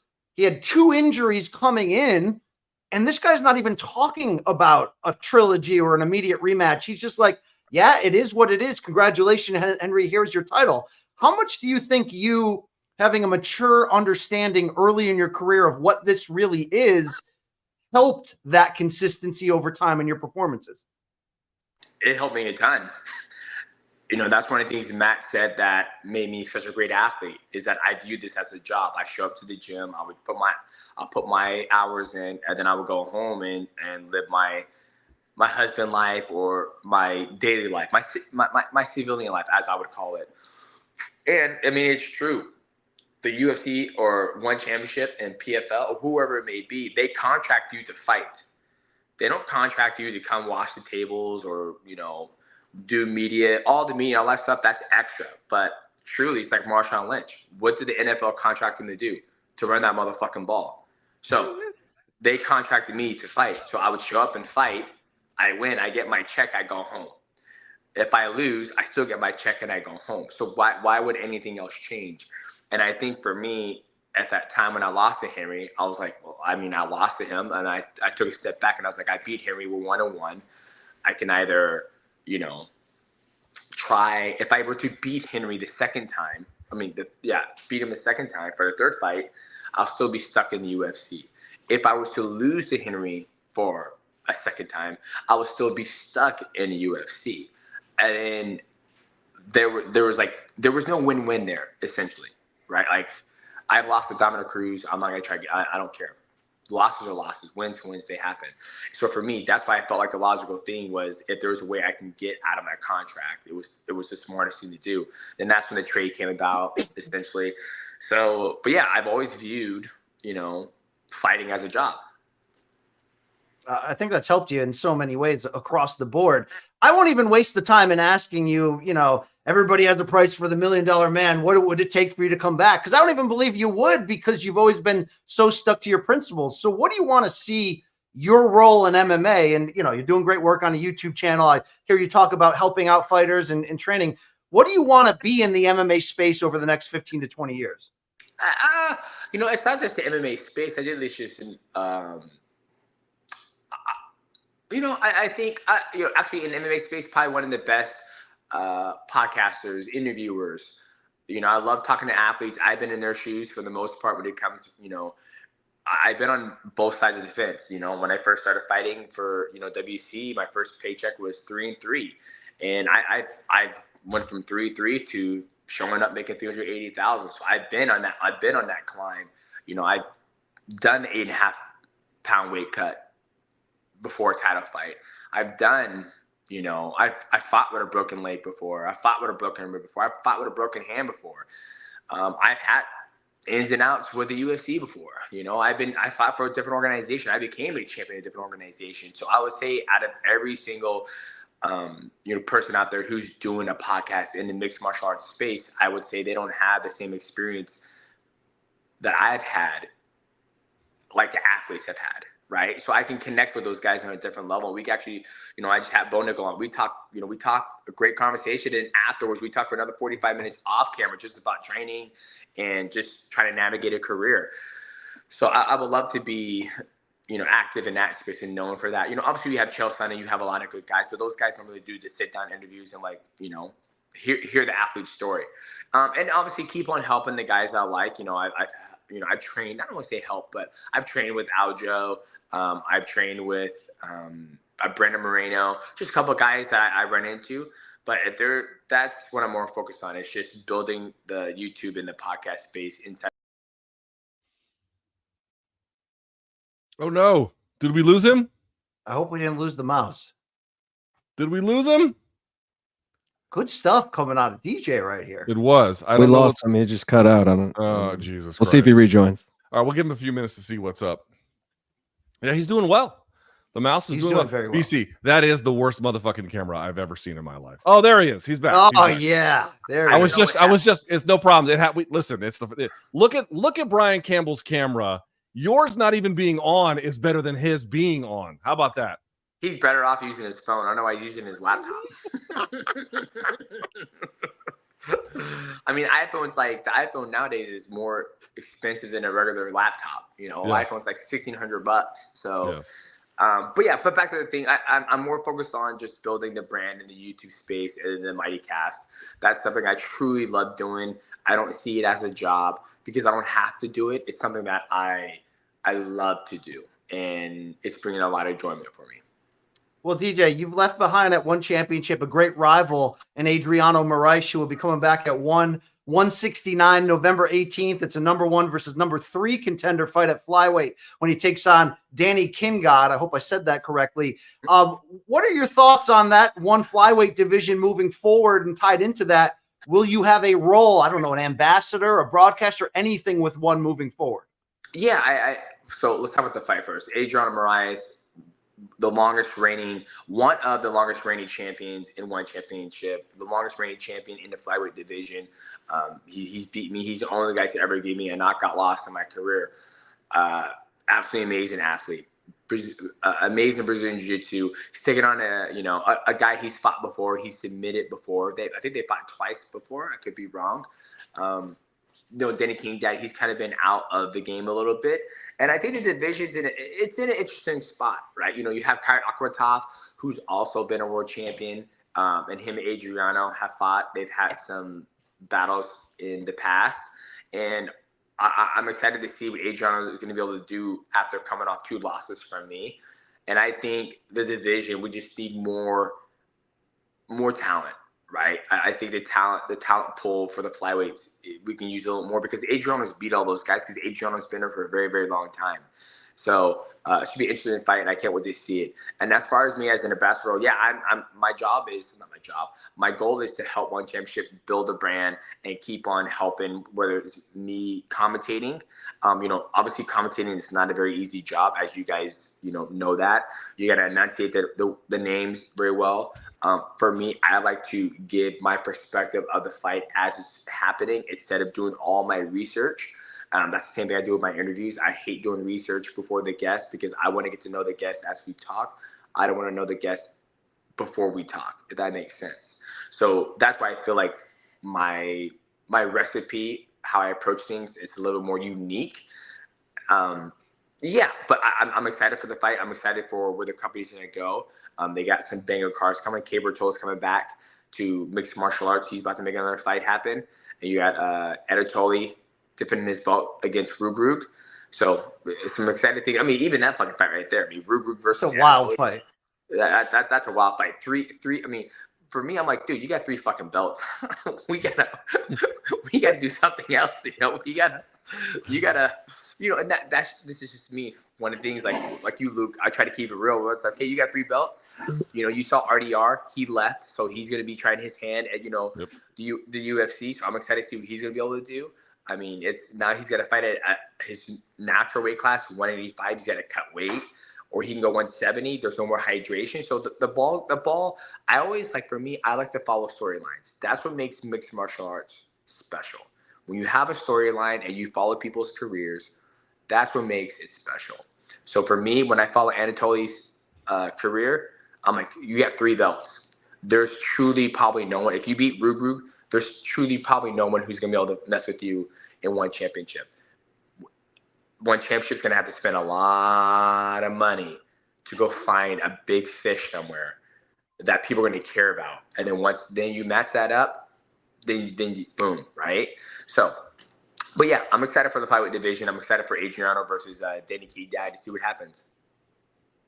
Last one from me, DJ. Yeah. One of the things I love most about one, and I mean this quite genuinely, is I actually think their rule set is superior to the North American 10-point must system. Mm-hmm. In particular, I like that they grade takedown defense offensively, but more to the point, I like that they judge fights as a whole. Having competed in both rule sets, could you feel the difference in how the rule sets made a difference in fights, or was it there was no real way to tell? Honestly, there was no way for me to tell because there's still rounds. Does that make sense? Right. It's like if I beat the shit out of you the first round, then I beat the shit out of you the second round, beat the shit out of the third round, and then let's say the fourth round you kind of have your way. Then the fifth round's kind of like, it's kind of hard as an athlete. It's kind of hard. Like, I've never seen there like, you know, even when I was fighting, and I guess you say for my mindset, well, I think it's more strategic for the Adriano fight. You know, the second fight, I was just we're just fighting the whole entire time. You know, I wasn't like, oh, I won that round, he won that round. It's like, I'm trying to get him to open up so I can land that clean shot, that knee. So I didn't really notice a difference. I don't know if you guys feel like you notice a difference as viewers. I think the only thing that's different from the one and to the North American product is just the knees on the ground. Like, it keeps the fight moving, you know. Sure. You can't just stall there. If you take a bad shot, I can and I head snap you down. I could punish you instead of letting you get back up. Right? That's the only thing, a difference. And obviously the weight cut and the hydration, right? Like, for me, I was not going to make 125 hydrated. So I went 135. And I think a lot of people, they don't know the difference. There's a huge difference. Like, me making 125 dehydrated and being able to run my engine at a high level for 25 minutes, that's a task itself. So when you see guys like, oh, you know, let's take for example, you know, RDR, he was the one champion in one championship. And I think he fought at 180, I could be wrong, 185 or 205. These guys jump around so much, but he had Amrabal's belt. So him coming to the UFC, he is going to be fighting at 185 maybe or 170, you know. So he's going to be fighting guys who are going to be coming down from like 205, you know. Like, Luke Rockhold's massive, and I think he gets up to 200 pounds, and he cuts down to 185. So we'll see. But those are the two biggest things. That was a little rant, is the weight cutting and the knees to the ground. As far as scoring a fight as a whole, I don't even score fights as a whole. I just like, I mean, I'm just so accustomed to do it round by round by round because I've watched it for so many years. Like, I mean, I've been watching round by round even before, you know, the Pride days. Fair enough. DJ, great chat with you. Final question from me. Appease the fanboy in me as I play with my awful setup here. If you don't go to one championship in 2018, what does the end of your career look like? Because, you know, I used to always ask you, I want you to move back up to bantamweight and conquer Dominic Cruz once and for all and become that 2-division champion. Would that have happened if Chatri and company never approach you and make that deal?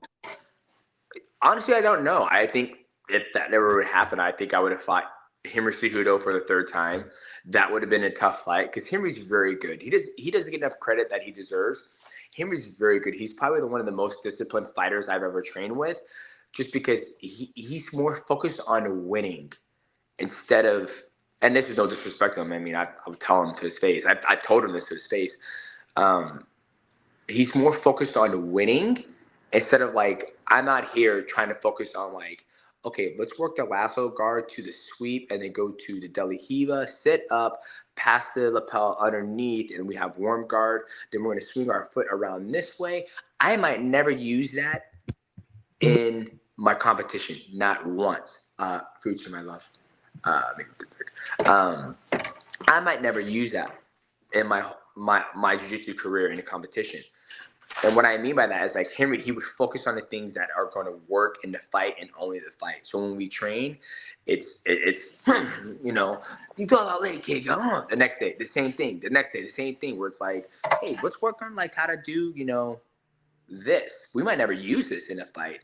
So that fight would have been hard. If I were to lose to him, then I'm on 2-fight losing streak. If I were to beat him, then I'm on, you know, then I basically beat everybody in the division. Then you have the new wave, you have Alex Pantoja, you have Brandon Moreno come in, you have Brandon Royale come in, you know, Tatsumi Taira come in. Those guys, you know, those guys are the big thing. I'm 38 now. I'm 38 right now, so I'd probably be at 135 because I don't see myself cutting that. Then you got to deal with the monster like Aljamain Sterling.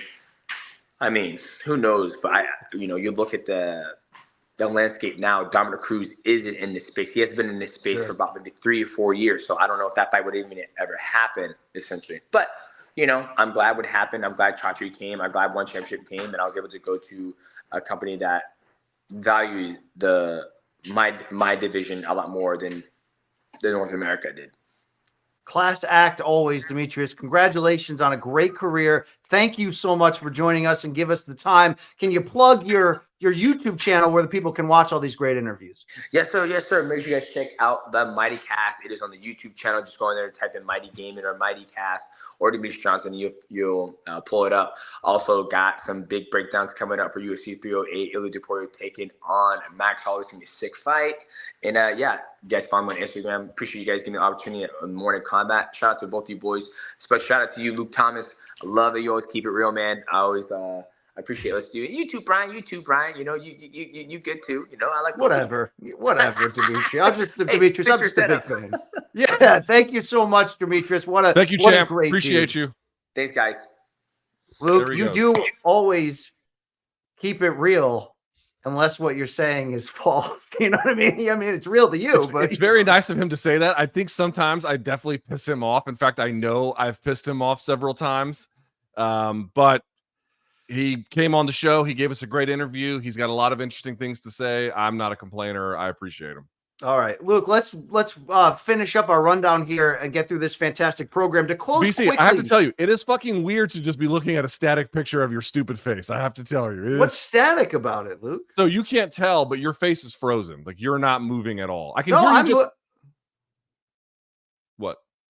I'm moving. You can see No. Trust me, you're not. Trust me, you're not. Yeah, BC, you've been frozen for a while. Your audio's been great. Now you're moving. Your audio, listen now to me. Your audio sounds great. You do sound just fine. You look like a bag of shit. And I don't just mean because you normally look like a bag of shit. I mean the potato in which you are Wi-Fiing this out of is killing me right now. I look like frozen Walt Disney at the moment, which is apropos here in Orlando. Quickly, Luke, Gegard Mousasi this week filed a lawsuit against PFL and Bellator seeking $15 million in damages from lost income. We remember that PFL wouldn't honor the terms of his Bellator contract. It led to him leaving the company. Is this a big deal? Will this matter? It's hard to say. I think he claims he was also improperly classified and should have been an employee. There were I didn't read it's 60 something pages. I only got through I think 27, 28. Yes. So I haven't read the whole thing. I don't know. Okay. I don't know. I know he's bitter with them, but I haven't read enough of it to give you a great answer. I don't know. All right, let's keep it going to topic 3 here. UFC Fight Night. We're back at the Apex on Saturday for better or for worse. But how about this middleweight showdown in the main event? Fluffy Hernandez welcomes one of the longest win streaks at the moment in the sport that we never talk about. 8 in a row for Michel Pereira, unless I counted that wrong. Yes, he switched divisions, moving from welterweight up to middleweight, but this is a very interesting showdown that the betting odds, according to DraftKings, are basically telling you it can go either way. Plus 114 for the Brazilian veteran Pereira, who doesn't seem to be as willing to do full backflips on the way to the cage and gas himself out these days, of course. But Anthony Hernandez, minus 135. Luke, the 30-year-old Hernandez has been coming on 5 wins in a row himself since getting stopped by Kevin Holland. How good is this fight going to be Saturday night? This fight is sick. It's a great fight for Michel Pereira. I think this is maybe the toughest fight he's had, or at least the toughest fight certainly he's had since kind of reforming his style. Anthony Hernandez had a no contest on the Contender Series. Now, granted, it was because I think he had smoked weed, and that was stupid because he knocked out. Who hasn't? Right? Yeah, I mean, I might be high right now. You know what I'm saying? But the reality is, he did go 1-2 after that. He had a win over Jung Yoon Park, but he had a loss to Marcus Perez and a loss to Kevin Holland. And if there's a common denominator there, he got hit to the body both of those times, which kind of set up the beginning of the end. It was a knee from Holland. It was a round kick to the midsection from Perez. But the point I wanted to make is, since then, this is why I didn't think he had any chance against Rodolfo Vieira, one of the best submission grapplers ever. And then he submitted him. And then he beat Josh Fremd. And then he beat Marc-Andre Barriel. And you're like, okay, these are some good names, but it's not top of the division. And then he ran past Edmund Shabazi. And then he beat Roman Kopylov. And he did that inside 2 rounds. And here he now finds himself at Michel Pereira. He's got some of the best gas tank in the middleweight division. He's got ridiculously good submissions. In particular, obviously, rear naked choke is a good one for him, and the guillotine are probably 2 of his best, 2 high percentage chokes anyway, but they're his bread and butter. He's got a good anaconda at least to threaten, a good Darce to threaten. He has turned into one of the guys. I will say this very clearly. Michel Pereira, I'm not that high on. He's a very good athlete, and he has reformed himself from a wild man to a much more disciplined fighter, and I respect that. I really, really do. But I don't see a tremendous amount of like technical upside from what he's done, even though he's such a good athlete. Hernandez is the opposite. Hernandez, I've seen already an enormous amount of technical improvement, a devastating finisher, great gas tank all over you, just kind of a natural in MMA. Whereas I feel like a guy like Michel Pereira is just kind of, it doesn't seem, it's weird because I actually think he's the best athlete maybe in the middleweight division, but I don't think he's a natural inside of fighting as much, at least a technical side of fighting, whereas Hernandez is. This is a fun contest. Yeah, it really is. And I think Pereira, when he focuses more on trying to take people down too, it is a different game. He subbed out Potiera. He does show you at times flashes on the ground in that regard, but he's going to do donk stuff on the feet a lot. And Luke, and even though he's won 8 in a row, it really has been a consistent middle of the road level of competition. So let's see what he does here against Fluffy. Look, they've got Hernandez as the favorite. Do you see him, should he get the nod, as a legitimate contender in this division? Who? Fluffy Hernandez. Yes.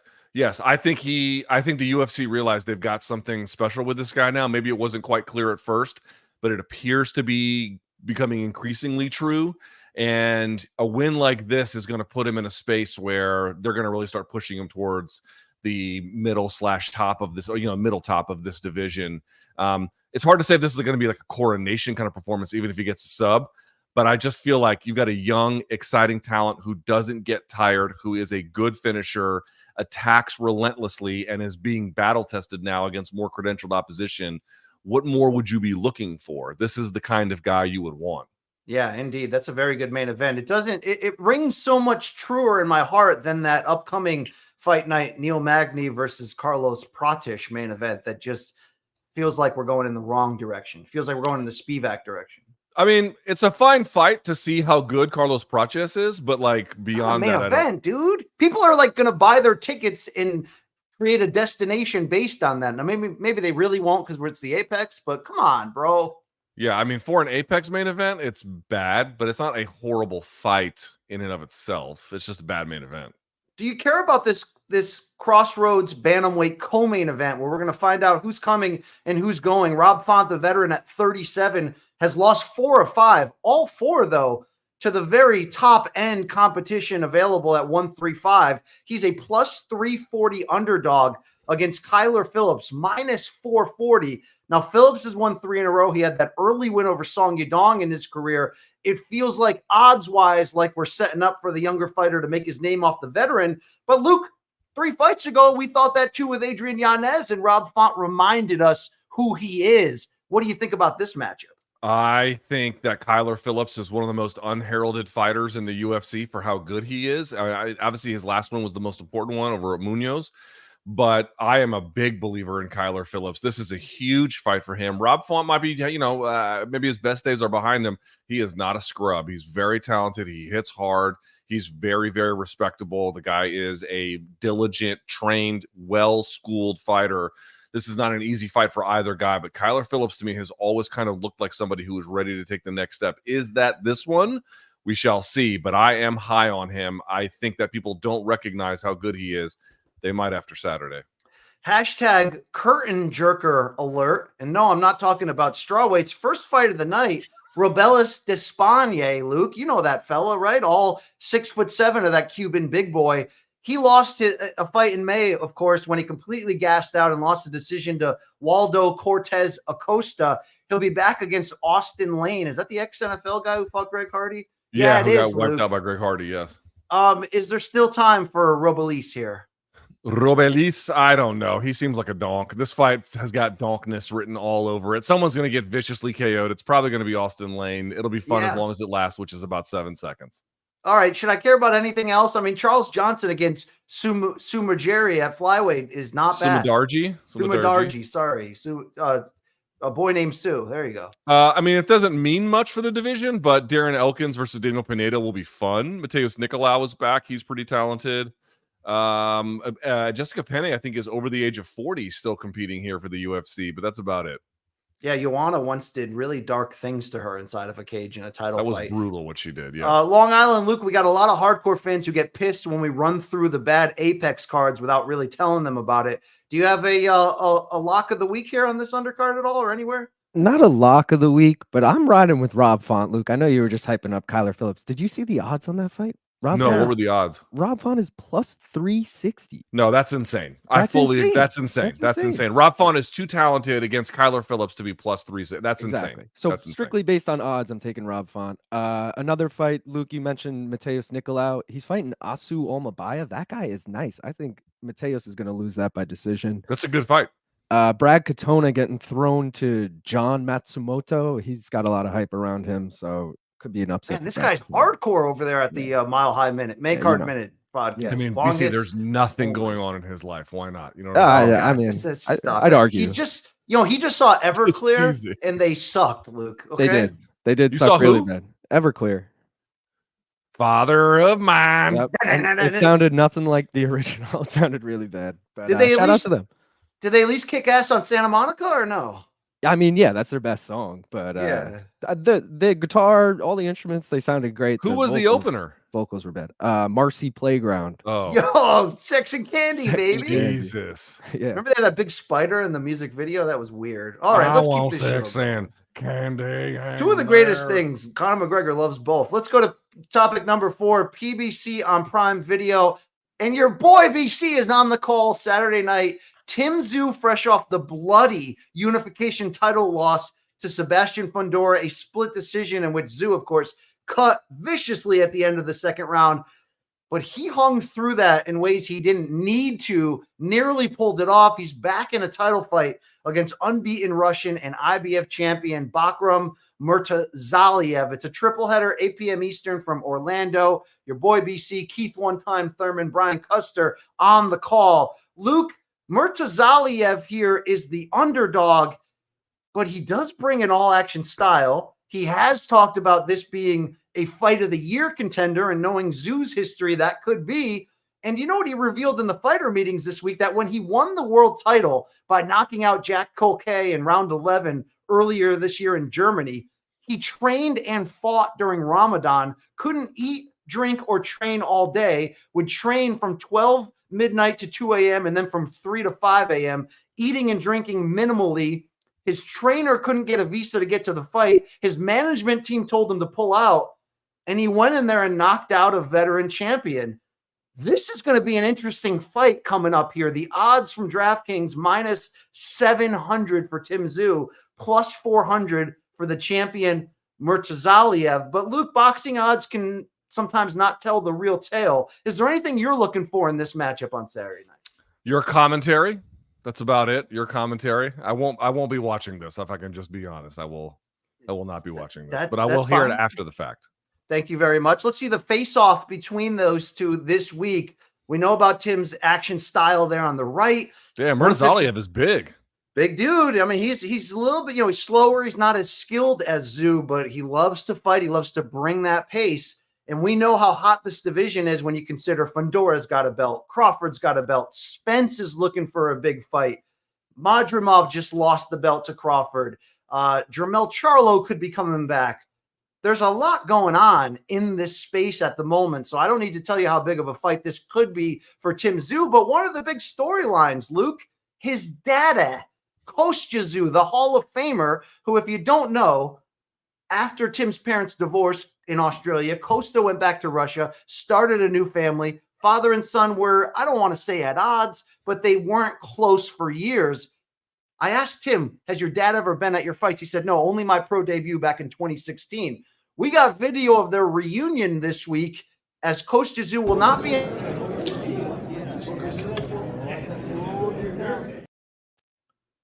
And that's the end of the video. I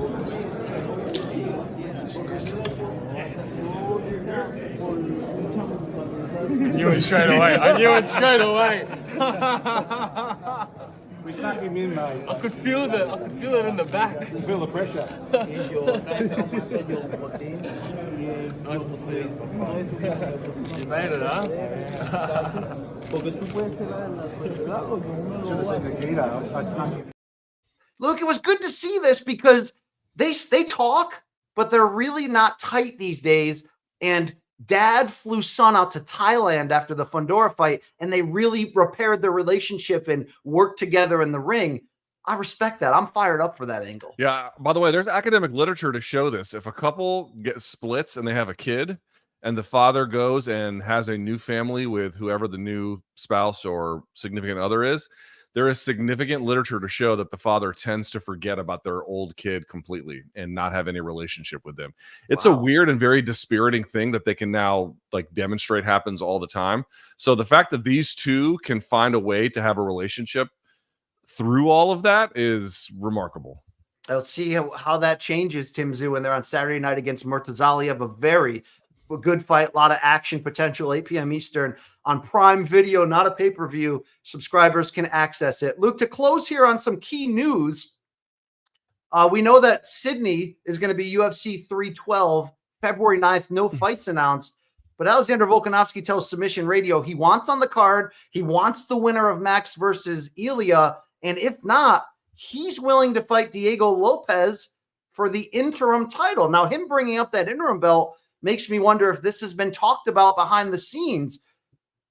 Do you see Volk jumping immediately back into this title picture and making noise based on these statements? I think it's likelier than folks realize. I mean, listen, you know, Ilya and Max, or at least Ilya has talked about the first 10 seconds, I'm going to point and then blah, blah, blah. And let's say one of them gets knocked out that way. Maybe they can make a turnaround to fight over in the time enough for UFC 312. But dude, we're talking about Max and Ilya, like two of the very best fighters in the game. No matter who wins, if that fight goes 5 rounds, it's probably going to be brutal. Are they going to really be able to make a turnaround in enough time to go to UFC 312? It's possible, certainly, but you definitely can't count on it. And if that's the case and Volkanovski wants in, UFC might just do him a solid and say, hey, well, fuck it. We'll just make an interim belt. You can fight Diego Lopez. And I doubt anyone would really be that upset about it. So, yeah, we might see that. Be interesting to see if Volk does that. If he wins, would he fight the winner of Max Ilya? Business always picking up at 145, but that's very interesting. What do you think about this? We thought the next 135 title contender was going to be Umar Nurmagomedov after Merab took the belt from O'Malley. Instead, we're going to see Umar in the main event, UFC Tampa, December 14th, 5 rounds against Song Yadong.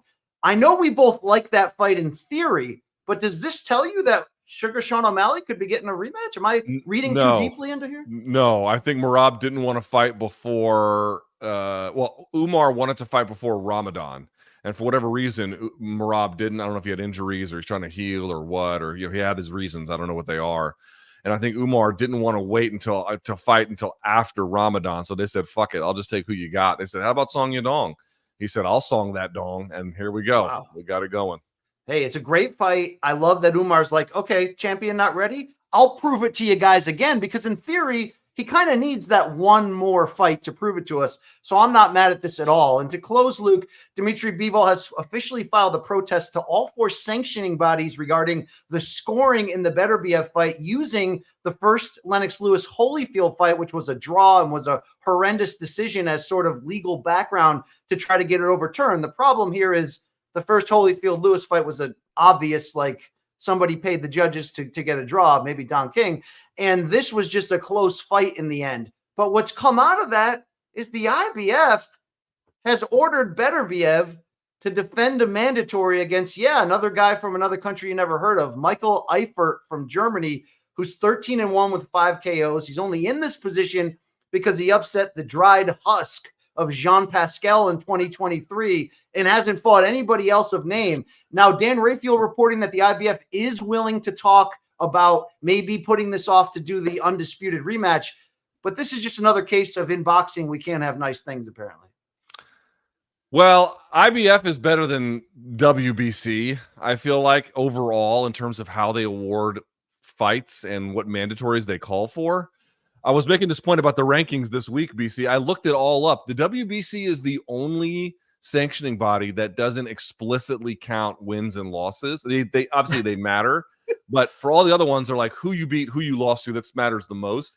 WBC is the only one that doesn't do that. Like, how much can you pay us? Yes, and it's like public standing was one of their fucking criteria. I was like, oh, that's how people ask, like, how could they say Jake Paul, if he beat Tommy Fury, was going to be ranked? That's how.